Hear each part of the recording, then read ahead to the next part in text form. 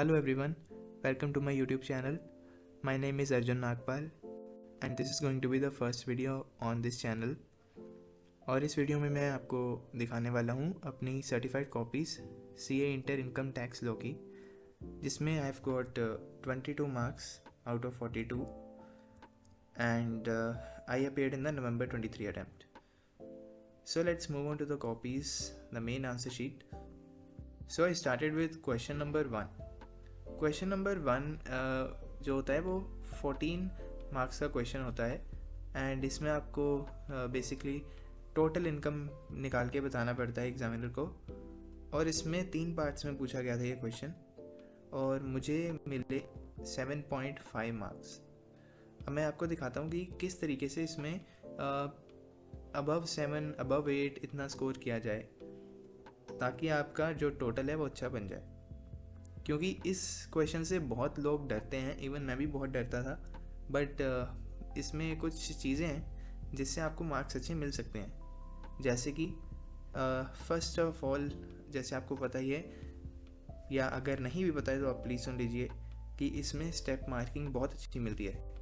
आपको मैं बताता हूँ कैसे। I have got 1 mark here और यहाँ पर ये गलत है, तो 1 मार्क मुझे क्यों मिला? इवन दो यहाँ पर रॉन्ग लगा है फिर भी मुझे 1 मार्क मिला है, क्योंकि मेरे जो ये स्टेप है या मेरा जो ये वाला स्टेप है, ये दोनों स्टेप्स मेरे बिल्कुल सही किए हैं एग्जामिनर ने। सो इसमें मुझे 1 मार्क्स मिले, तो मुझे 0.5 पर स्टेप मिले हैं। अब ये मुझे 0.5 कैसे पता लगा, आगे दिखाता हूँ आपको। यहाँ पर भी आई हैव गॉट 3.5 मार्क्स। 3.5 यहाँ पर मेरे 4 स्टेप सही हैं और यहाँ पर मेरे 3 स्टेप सही हैं, तो मुझे हर सही स्टेप के 0.5 मार्क्स मिले। नेक्स्ट अगर आए और पीजीबीपी का भी आप देख सकते हैं, यहाँ पर कोई भी टिक नहीं है एंड इसका आंसर जब मैंने चेक किया था तो 8,08,000 समथिंग था। So this was wrong but still I have got marks. So step marking is the majorly important. Second जो इम्पॉर्टेंट है वो आपकी प्रैक्टिस ही है कि आप कितने एडजस्टमेंट्स करके जाते हैं घर से। देन कैपिटल गेंस में भी मुझे हाफ मार्क मिला क्योंकि एक स्टेप सही था। Then deductions, very important topic, फिर से मुझे 1.5 मार्क्स मिले हैं यहाँ पे। और आगे टैक्स लाइबिलिटी सही आ ही नहीं सकती थी बिकॉज यहाँ पर टोटल इनकम गलत है। और देन मैं आ गया फर्स्ट पार्ट पे। फर्स्ट पार्ट था जहाँ 115 BSc ऑप्ट करना था, तो ये भी गलत है, ये भी गलत है। और ये प्रिजम्पटिव टैक्सेशन, अब ये सही हो जाता अगर मैं यहाँ पर रेट अलग ले लेता। यहाँ पर मैंने रेट 8% ले लिया, तो इसके कारण ये सही नहीं हो पाया।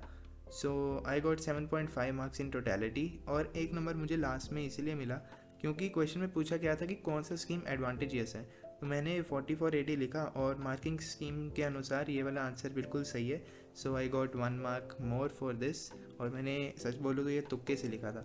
सो 7.5 मार्क्स मुझे मिले आउट ऑफ कितने, out of 14 marks I score 7.5। So I think it's pretty decent for an average student, क्योंकि इसमें मैं जो एम कर रहा था आई वॉज एमिंग फॉर इतने ही मार्क्स, 7 मार्क्स ही एम करके गया था और मुझे इतने मिल गए।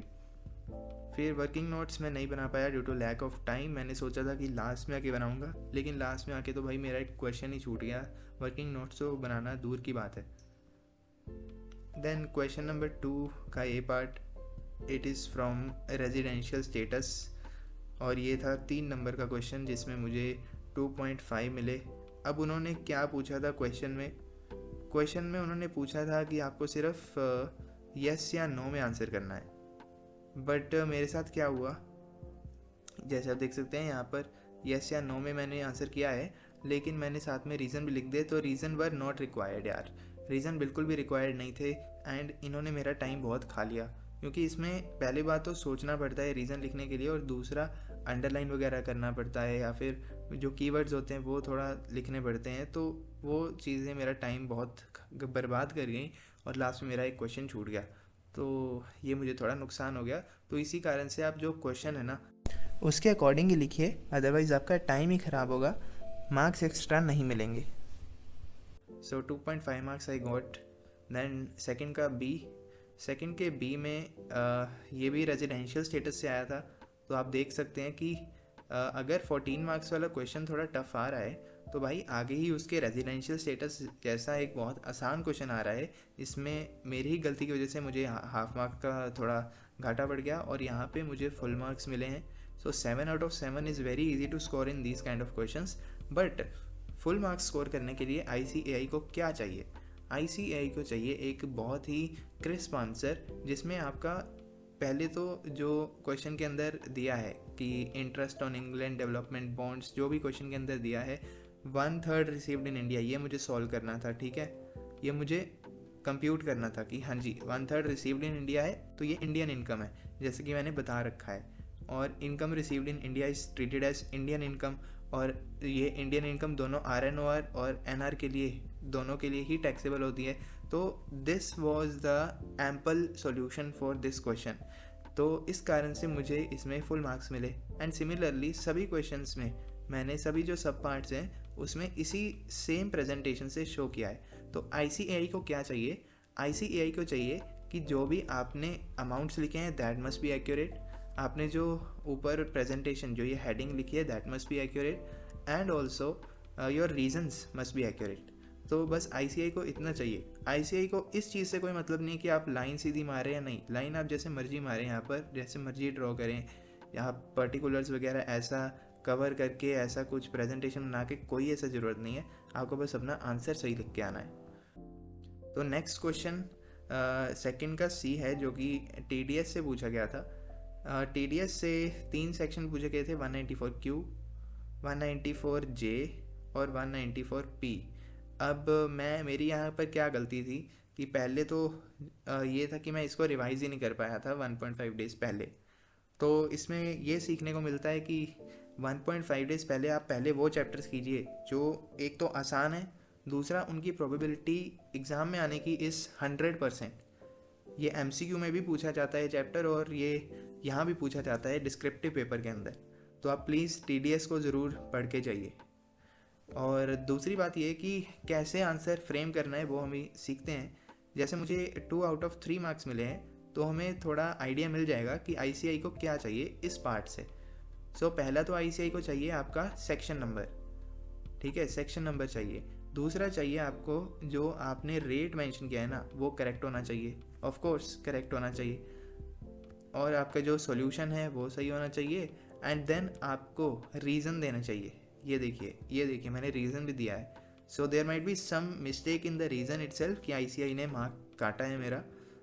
सो यस, इस तरीके से ICAI आपके TDS के आंसर को चेक करता है। तो 4 चीज़ें चाहिए। पहला सेक्शन नंबर, दूसरा जो भी आपका रेट है, तीसरा जो भी रीज़न है या जिसको TDS पे करना पड़ता है वो आप मेंशन कीजिए, और चौथा कि आपका जो कैलकुलेशन होना चाहिए वो एकदम एक्यूरेट होना चाहिए। ठीक है, देन 194J और 194P। 194J में मेरा रेट ही गलत था और सेक्शन भी नहीं मेंशन किया, और 194P में मैंने थोड़ा बहुत सही लिखा लेकिन it was not as per ICAI, तो गलत हो गया। और ये 2 स्टेप सही हुए, again I got step marking और 1 मार्क मुझे मिल गया। Total I got 3 out of 7 in this question. ठीक है, थोड़ा ज़्यादा हो सकता था लेकिन अब क्या ही कर सकते हैं। नेक्स्ट इज़ 4th क्वेश्चन, और 4 का B पार्ट मैंने पहले किया। 4 के B में 80G से पूछा गया था, जो कि डिडक्शंस का सेक्शन है, और यहाँ पर ATI कैलकुलेट करनी थी। अब ड्यू टू सम रीज़न मैं इधर मिस्टेक कर गया और मेरे फिर से कुछ 2 ही स्टेप सही हुए मेरे, और इस कारण से मुझे जस्ट 1 मार्क ही मिला इसमें। तो इसमें मेरे पास ज़्यादा कुछ बताने को है नहीं। नेक्स्ट है 4th का A question. It was again from a very easy chapter, जो कि है आपका क्लबिंग वाला चैप्टर या फिर सेट ऑफ कैरी फॉरवर्ड वाला chapter, and this question was of 7 marks. तो देखिए 7 मार्क्स का ये क्वेश्चन आया, ठीक है, जिसको हम इजी कंसीडर कर सकते हैं, और डिडक्शंस भी वैसे इजी होता है। तो लगभग आई थिंक ये 4 मार्क्स का क्वेश्चन था। 4 का ये आया, नहीं ये था 3 मार्क्स का, एक्चुअली ये था 3 मार्क्स का ये आया, ठीक है। और 7 मार्क्स का TDS आया, 17, और 7 ही मार्क्स का रेजिडेंशियल स्टेटस आया। सो 42 में से 24 मार्क्स के जो क्वेश्चन आए ना वो आए आपके बहुत छोटे छोटे चैप्टर्स में से, ठीक है। क्योंकि छोटे क्यों बनते हैं ये TDS या डिडक्शन वाले चैप्टर, ये मैं आपको आगे बताऊंगा वीडियो में कैसे छोटे बनते हैं। चार्ट्स बना के छोटे बनते हैं ये, ठीक है जी। नेक्स्ट है फोर्थ का ए पार्ट, जिसमें कुछ गलतियाँ हुई बट फिर भी I got 4 marks out of this question out of 7। And working notes भी मैंने ड्रॉ किया और वर्किंग नोट्स भी मेरे चेक हुए हैं, ठीक है। एंड आई गॉट टोटल में 5 मार्क्स। और एक क्वेश्चन मेरा लास्ट रह गया था किसका, रिटर्न ऑफ इनकम वाले चैप्टर का, जो कि था 4 मार्क्स का क्वेश्चन।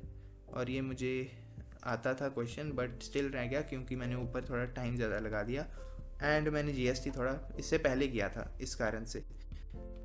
तो ये थी मेरी certified copies of CA inter income tax.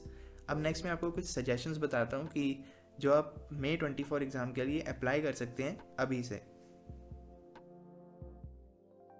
हाँ जी, ये हैं कुछ सजेशंस मेरी तरफ से for May 24 tax last 2 months के लिए।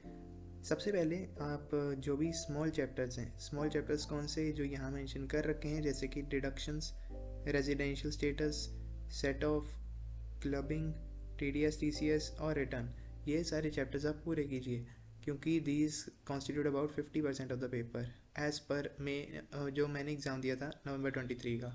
फिर इन सब का RTPs और PYQs कीजिए।